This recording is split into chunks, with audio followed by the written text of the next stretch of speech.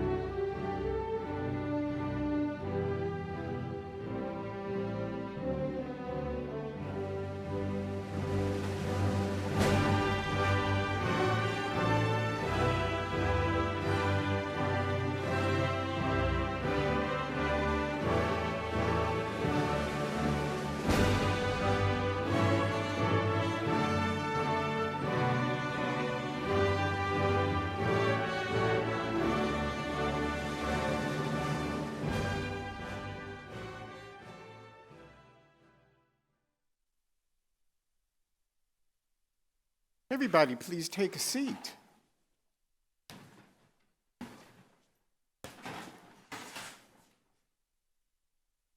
Good morning. I'm Paul Alberto. Good morning. I won't interrupt. Sorry I interrupted. I'm Paul Alberto. I'm the Dean of the College of Education and Human Development, and I am delighted to welcome you here this morning to one of the happiest days in the calendar of this college and in the lives of our students here today. On behalf of the faculty, I welcome you to this culminating academic ceremony of the college and the university. I did say culminating ceremony. So if you have ever wondered if this day would come, this is it. Welcome. Like your family and friends, all of us in this college are very proud of your accomplishments and welcome you to this ceremony. We are here today to affirm the accomplishments of these students whose scholarship has resulted in earning advanced graduate degrees. Degrees which will enable them to engage their profession in greater depth in order to advance their career or to enter an entirely new field or profession. These accomplishments require dedication to the study of theory and practice in order to become a professional capable of improving the lives of students, clients, families, and the institutions in which they work, and required maturity of character and purpose in order to meet the demands of school, family, and work, and to succeed in each. It is my pleasure now to introduce our commencement speaker, Dr. Chris Vargas. Dr. Vargas is a member of the faculty in the Department of Counseling and Psychological Services. She is director of the Center for School Safety, School Climate, and Classroom Management. And important to me, she is the Associate Dean for Research and Graduate Studies. Please welcome Dr. Vargas.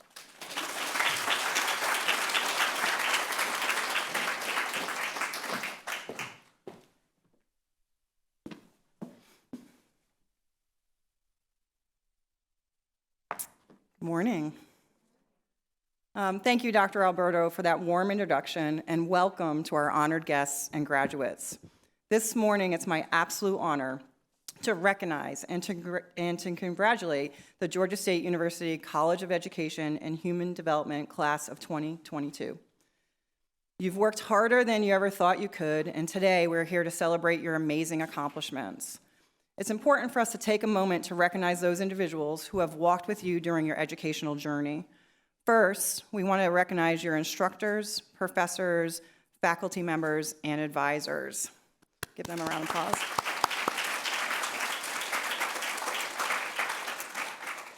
We also want to thank your school-based supervisors, your classmates, your colleagues, and peers.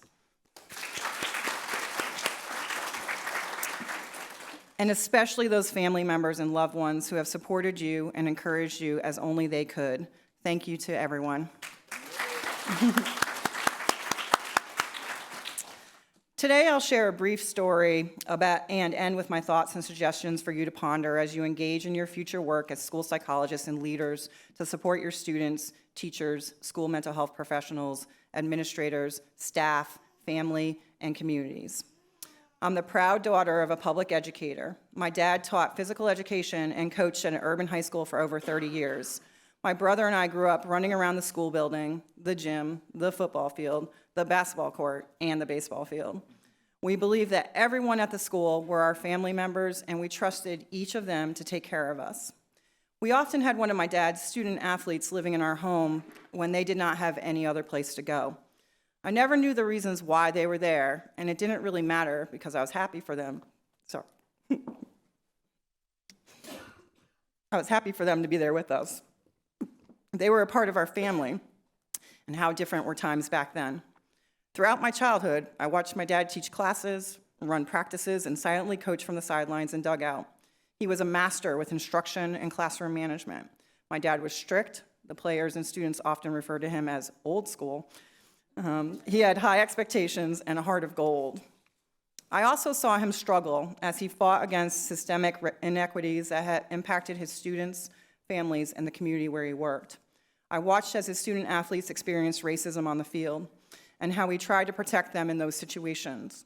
I was also able to witness how they processed their reactions and feelings to what had happened in the ways at that time that he and only they knew how.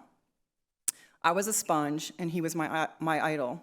I saw how he was able to work with students and their families to help them change their lives through education, leadership, and sports. It may have been a naive perspective at the time, but it was mine. As far back as I can remember, I knew that I wanted to be an educator, like my dad, but in my way. After working several years as a social worker, doing much of what I saw my dad do in schools, I decided to return to university to obtain a doctoral degree in school psychology so I could become a professor to fulfill my lifelong dream to walk in my dad's footsteps. So, why do I share this particular story with you? These are the experiences that planted the seed for my lifelong commitment to education, teachers, school psychologists, school mental health professionals, staff, students, and their families. Reflecting back, I realized that I was privileged to experience such a strong sense of school belonging and community. I watched adults focus on developing and maintaining positive student relationships in the classroom and outside of the classroom. I saw how important it was to fight for and with your students and the community against systemic inequities and racism.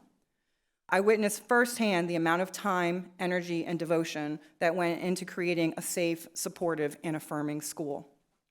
I experienced what I wish all students, families, and school personnel could experience. As Kofi Annan, the retired 7th Secretary General of the United Nations, once stated, education is a human right with immense power to transform. Knowledge is power, and information is liberating. Fast forward 20 years plus to now, we're in the midst of a pandemic and divisive politics that have significantly impacted education and schooling in the United States and around the world. These collective and ongoing traumas have created challenges and at the same time, many opportunities. Therefore, I'd like to pose some questions for you as future school psychologists and school leaders. What does education mean today? What are the challenges in moving education forward? How do we address misinformation and mistrust? How do we support and protect research and science? How do we recruit and retain future teachers and school personnel? How do we continue to diversify the school workforce to better support our students? How do we address the mental health crisis for our youth? Are we meeting the social, emotional, and academic needs for all of our students? And if not, how do we disrupt these narratives and create safe spaces for all? Questions like these are for you to think deeply about as you develop and evaluate curricula, create and implement school-based policies, support teachers conducting high-quality instruction, create safe and supportive and affirming schools, and prepare our students for an ever-changing world. All of this while books are being banned and topics of diversity, cultural competence, critical race theory, and social emotional learning are being challenged in our courts and school buildings across our country.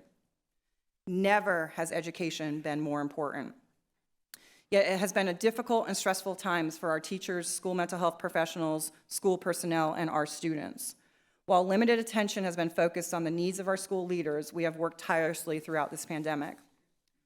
As a leader who started my administrative role during the pandemic, I'd like to share 6 suggestions taken from lessons learned that hopefully you can take into your own journey. Number 1, help meet the emotional needs of your teachers, school-based mental health professionals, and school personnel so that they can meet the needs of their students and deliver high-quality instruction. People emotionally need to feel safe. The pandemic has highlighted the importance of this for many of us. The adults in our building need to feel emotionally and physically safe before we can create safe spaces for our students. Therefore, you need to take the time to know your teachers, your colleagues, and their situations, particularly during these challenging times. Number 2, remember the importance of listening, really listening. Listen to the concerns, their anxieties, and to support our teachers and school personnel to stay focused on developing positive student relationships and student learning communities. Be present, be vulnerable when necessary, and most importantly, give grace when things don't go according to plan. Number 3, you do not need to have all the answers. I know this is hard to hear, yet I'm sure it's advice that you often give to others. Utilize the skills of those around you. Take advantage of leadership styles that help elevate you and others. Remember that it does take a village. Number 4, cultivate relationships rooted in equity. Alex Vanette, who wrote Equity-Centered Trauma-Informed Education, noted that adults need to feel cared for, connected, and grounded in order to have the capacity to show up for kids. Remember that striving for a connection is a universal need. Number 5, every challenge there is an opportunity. Look for the positive in every situation. Sometimes it'll be more difficult than others, I realize, and yet focusing on the positive is what will help you, your staff, and your students to stay motivated and to move forward.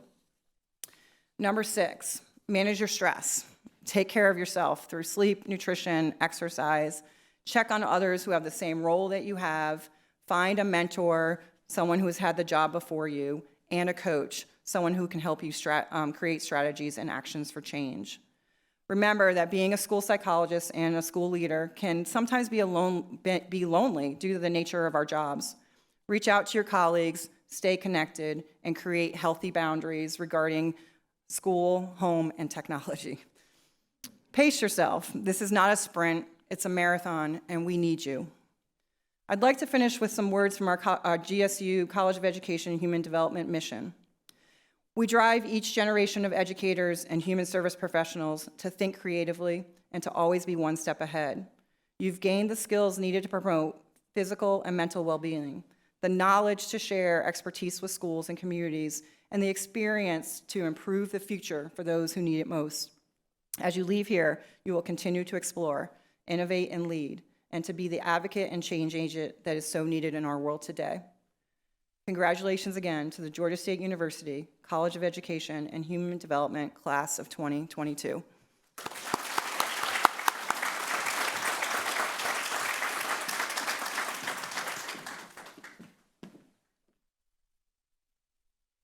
You How about one more round of applause for Dr. Barker?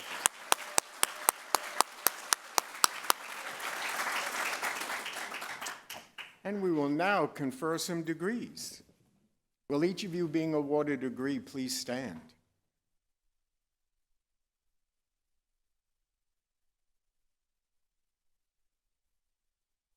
By virtue of the authority delegated to me by President of Georgia State University and the authority vested by the Board of Regents of the University System of Georgia, I hereby confer upon you and each of you the degree described in the official records of these commencement proceedings with all the applicable rights, privileges, and responsibilities.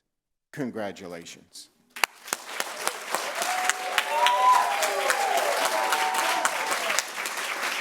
You guys can sit. First this morning, we will present the doctoral hoods to our Doctor of Education graduates. This degree is the highest award for practitioners in education disciplines. It is designed to meet the professional needs of those whose career goals include leading in a wide range of educational agencies. We will then present the Educational Specialist degree, which is designed to equip students to manage processes of learning, development, and pedagogy related to the education of children and schools.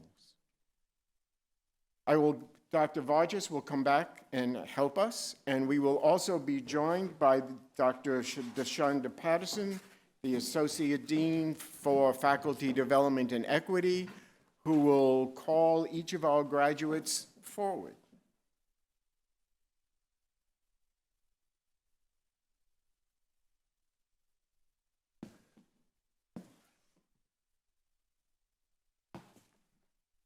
Good morning.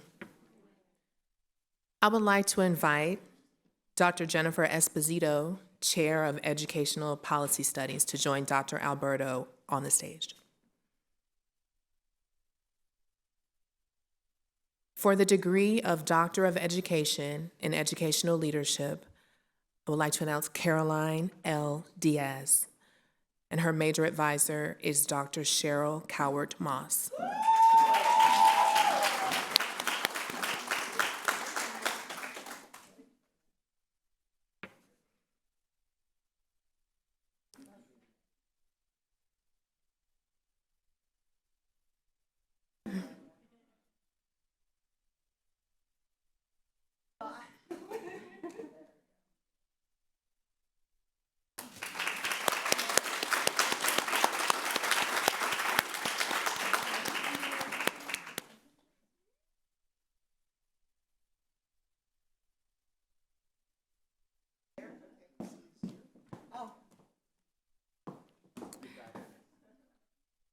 Teruko Michelle Dabashi Taylor. Major advisor, Dr. Cheryl Cowart Moss.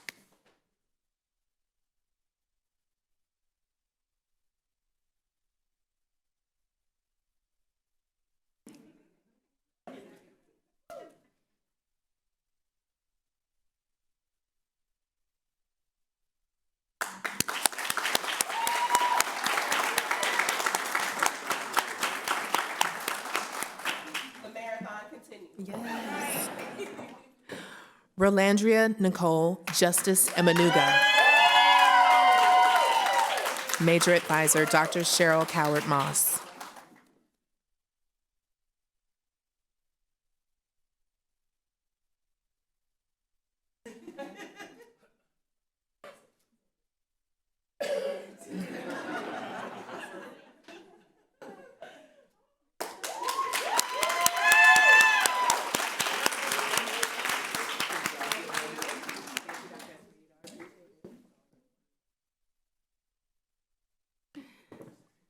Carrie O'Fallon Dunn.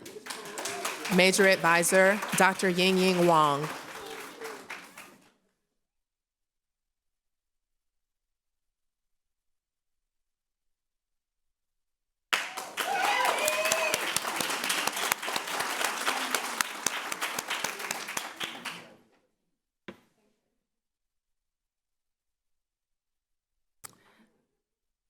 Shevin O'Brien Howard. Major advisor, Dr. Christina Brezicha.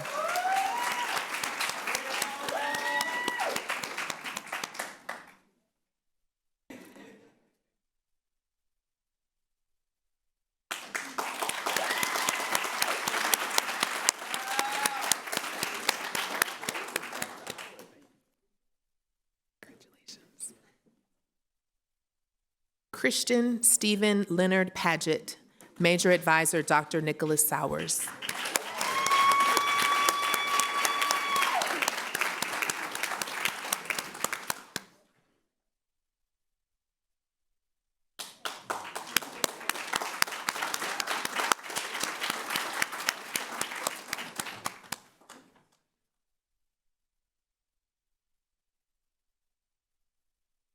Congratulations.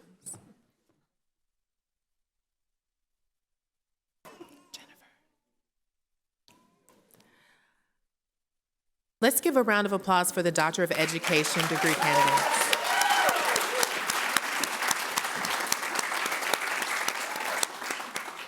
Now I would like to invite Dr. Brian Dew, Chair of the Department of Counseling and Psychological Studies, to join Dr. Alberto on the stage.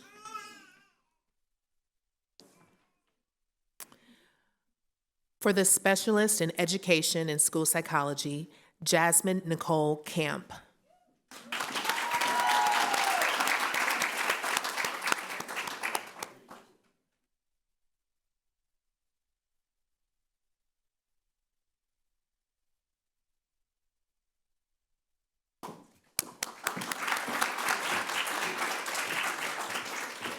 Aishalon Patrice Carter.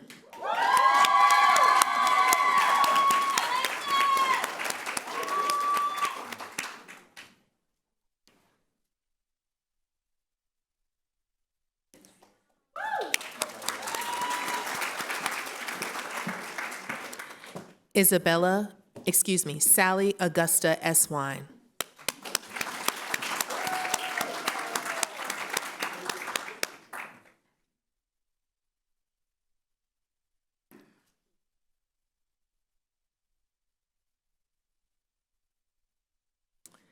Isabella Grace Fornudo.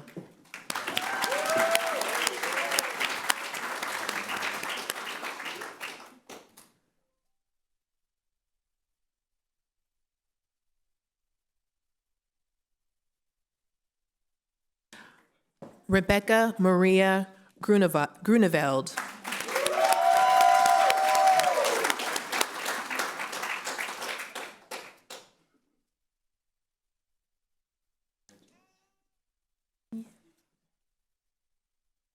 Shannon Seo.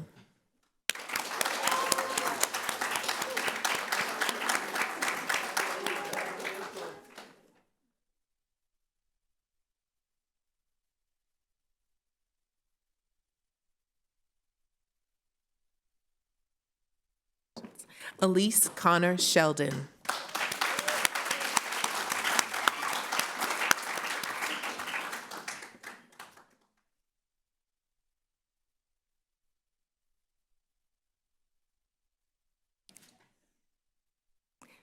Dana J. Thomas.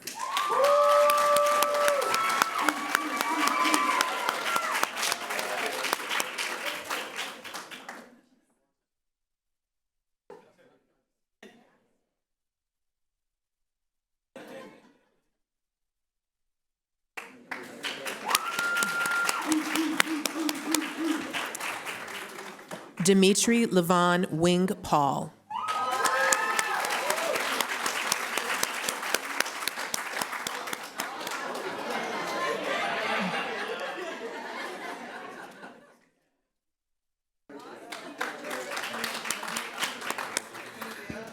Let's give a final round of applause for the Specialist in Education degree candidates.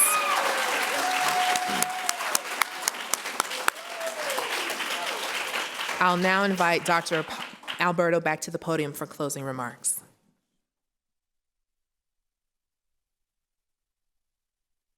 I think graduation deserves many more applauses than they've gotten.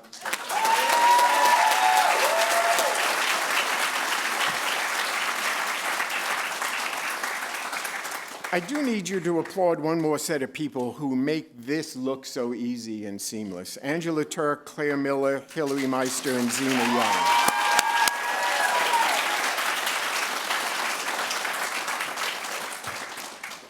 As we close today's ceremony, I remind you to take pride in the fact that you did your graduate work here in the College of Education and Human Development at Georgia State University. Rated, we'll have our own Netflix series soon. Oh, HBO at Prime, right? All right. The dean needs to be dignified. Hold on a second. And now, graduates, you are set on your professional path with new knowledge and new skills. It is our hope that for you, time and experience will temper knowledge into wisdom, and that wisdom guides the manner in which you lead your professional and personal lives.